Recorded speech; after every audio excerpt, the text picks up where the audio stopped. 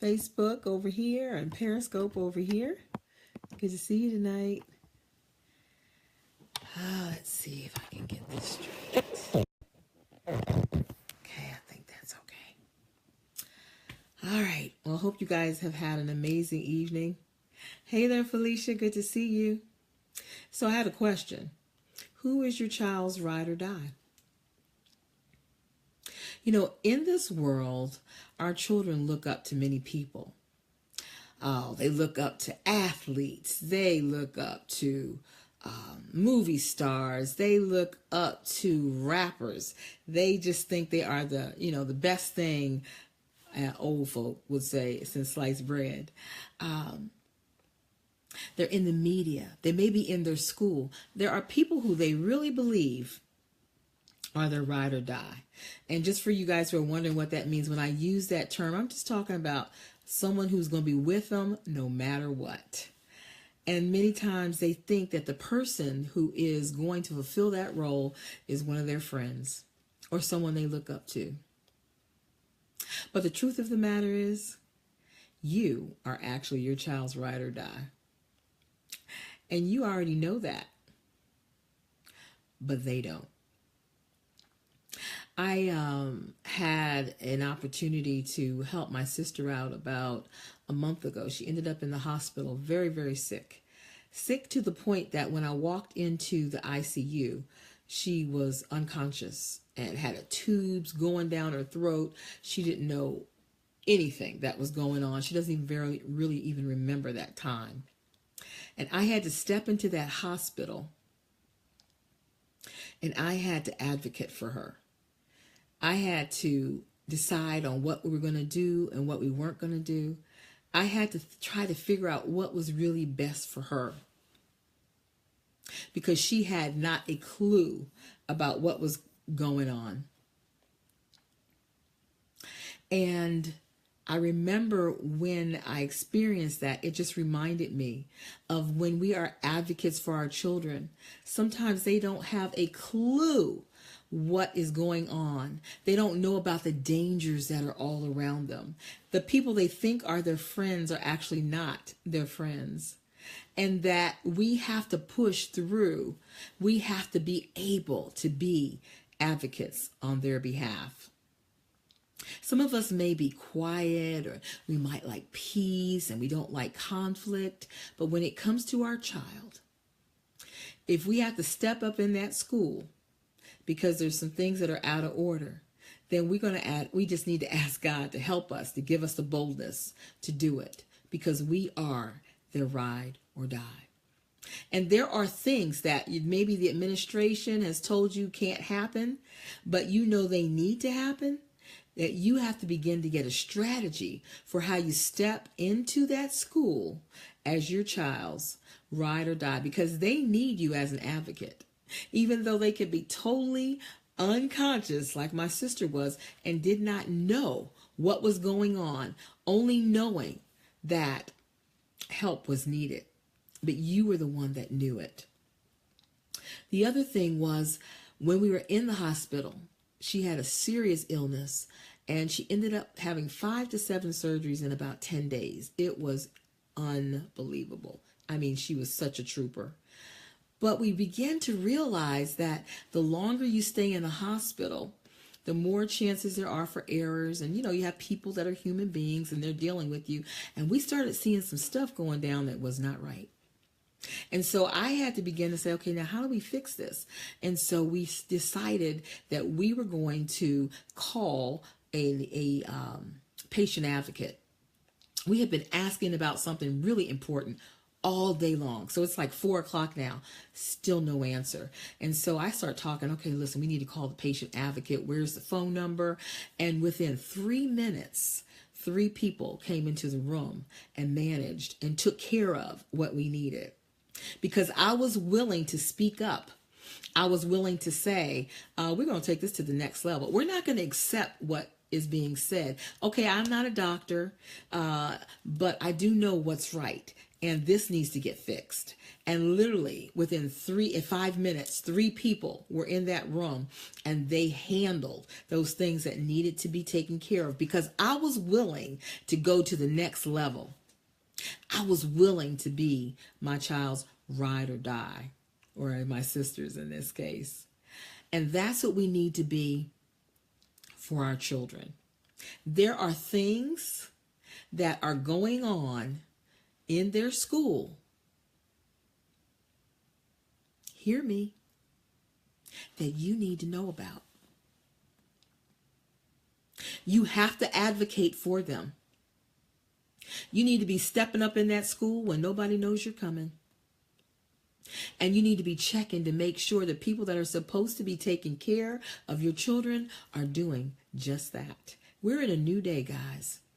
And it's a day when we have to become less dependent on others and become more conscious that we're going to have to step up and do some things to make sure that our children are getting what they need. I've told the story before of a child who it was in high school, and there was so much chaos going on in her classroom that she actually FaceTimed her grandmother, and she said, "Mama, look at this." And she literally showed her grandmother what was going on in the classroom. Kids were throwing paper. The teacher was sitting in the corner with his feet up on the desk. Now, this is not all schools, so I'm not bashing schools. I'm simply saying you need to know. When that grandmother realized the chaos that her granddaughter was sitting in, and that she didn't want, even the granddaughter was like, this isn't how it's supposed to be. They were able to move her to another school because grandma realized she needed to be an advocate for that child. And since they couldn't get the administration to make sure that things were no longer chaotic, they took a bold move and moved her out of the school. This school year is about to start again. You must be a ride or die for your child. You must understand that they need you. They might be 10th grade or 11th grade and don't want you in their business. It really doesn't matter, because you know best. And they may need an advocate. When we have 65% of our high school students in the state of Maryland having to take developmental classes when they get to college, there is a disconnect going on in our high schools. Your child may have an A on that math, in that math class. It may have an A in algebra, but you might need to go check and make sure that the A is actually an A for getting the work correct and not an A for just turning it in. Because there are some teachers that are just so overwhelmed that they are not able to check the work like they need to. And the best they can do is check off that the child turned it in. Guys, I'm telling you, our country is building jails based on one of the factors, the 3rd grade reading scores of African American males. They're willing to spend $150,000 a year to incarcerate a youth, because the statistics show that when they get to 3rd grade and they can't read well, that eventually they end up in trouble. Well, I say, why not take that $150,000 you're planning on spending a year to incarcerate that child and make sure that he can read in 3rd grade? How about that? So if they're not able to think like that, you can as your child's advocate. So just be aware that our system, our country, is planning on putting your baby son in jail based on his 3rd grade reading scores. And it does not have to be that way. But they need advocates. They need ride or dies. They need people who are willing to say, no, not my child. That's not the way it's going to be.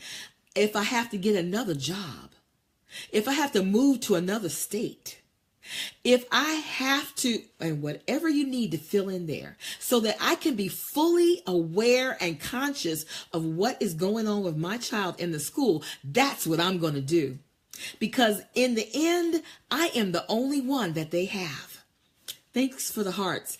In the end, I ultimately am responsible to God for what happens to them. And when I stand before God as a parent, he's not going to ask me about the president of the United States. He's not going to ask me about the superintendent of the school. He's not going to ask me about the teacher in the classroom. He's going to ask me about my responsibility. He's going to ask about the treasure, that child that he placed in my hands, and that he expected me to do the very best I could with them. Because look, they didn't ask to be here. So they're here. And we need to be their ride or die. We need to be their advocate. We need to put some things on hold so we can make sure they get what they need, so they can become what God has intended for them to become. Being a parent is a heavy responsibility, but we can do it with joy as we recognize the responsibility that God has given us and we step up to the plate. I'm telling you guys, you got to get into your child's school. You have to see for yourself. Everything may be just fine, and that's great, but do you know? Have you seen it? Are they safe? Are they being bullied? If you are in a place, if your child is in a place where they don't feel safe, it's hard to learn. So you might be wondering what's going on with their grades. Maybe they're being bullied. Do you know? You have to. It's too important. And so as I leave out tonight, I want to remind you that you are your child's best advocate. You might not have a degree in education, but you have a degree in your child. And no one can love them as much as you do. And so, on that note, I'm going to check out. This is Anita Gibson. I am a coach, speaker, educational strategist, and the author of Starfinder. Let's see. Is that book up here? My books just came in today. I'm so excited. And my Starfinder books are actually, is a book that has strategies for parents to help you guys to become empowered and take it to the next level, because you're doing a fantastic job.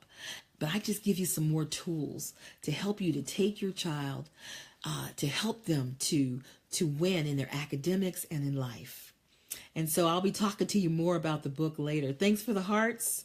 I pray you guys have a fantastic evening. Remember, you are your child's ride or die.